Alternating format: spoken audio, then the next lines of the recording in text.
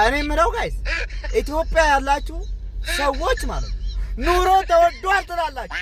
ኑሮ በጣም ተወዷል፣ እሳት ጣራ ነክቷል። እኛ እንዳንመጣ ነው ወይ? እሺ እንደዛ ከሆነ ኑሮ ከተወደደ ኑሮ ጣራ ከነካ እንዴት ነው እንደዛ ሰርግ ሁሌ የምትጋቡት? ሰለቸን እኮ እኛ እዚህ እኛ እንሸከማለን ምን እንላለን? እናንተ እዛ ሰርግ ነው ደግሞ የሰርጉ ብዛት የሰው ብዛት የሚዜ ብዛት እኛ ዞረብን እኮ ጋር ዞረብን። ይሄ ነገር ኑሮ ነው የተወደደው ወይንስ